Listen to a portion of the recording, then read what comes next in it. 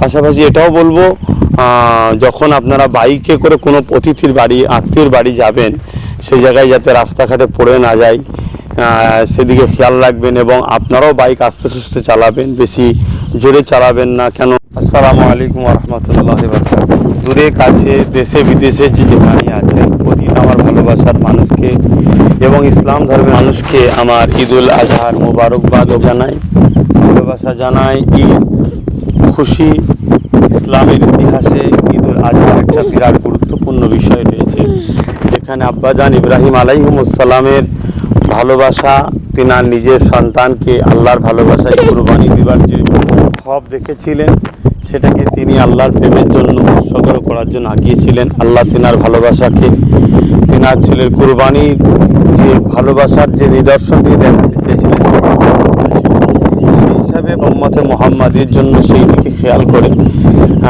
পছন্দ মতো নিজের মেহনতের হালাল পয়সা থেকে আল্লাহর ভালোবাসায় হালাল পশুকে কুরবানি করা, এটা হচ্ছে এই ঈদ।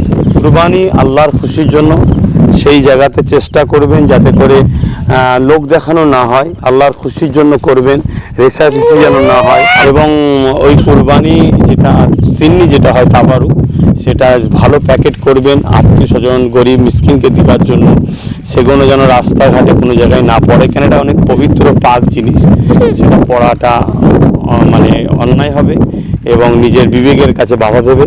পাশাপাশি এটাও বলবো, যখন আপনারা বাইকে করে কোনো অতিথির বাড়ি, আত্মীয়র বাড়ি যাবেন, সেই জায়গায় যাতে রাস্তাঘাটে পড়ে না যায় সেদিকে খেয়াল রাখবেন, এবং আপনারাও বাইক আস্তে সুস্থে চালাবেন, বেশি জোরে চালাবেন না। কেন?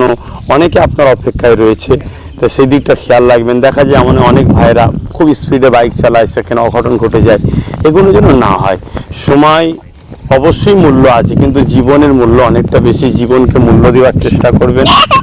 আরও বিষয় আছে, যে কোনো শরিয়া সম্মত মশলা মশাইলের ব্যাপার, যেগুলো অবশ্যই আমরা যারা দিন ইসলামের অনুসারী মানুষ তারা জানি, সেগুলোকে পালন করবেন। আমি আরও একবার বলি, পরিষ্কার পরিচ্ছন্নতা ইসলামের একটা ইমানের একটা অঙ্গ, পরিষ্কার পরিচ্ছন্নতা বজায় রাখবেন। তারা সকলে ঈদুল আজহা খুশি হোক, আপনাদের জীবনকে খুশি আনুক, এবং আমার আপনার সকলের কুরবানিকে আল্লাহ কবুল করুক, এটাই আশা রাখবো।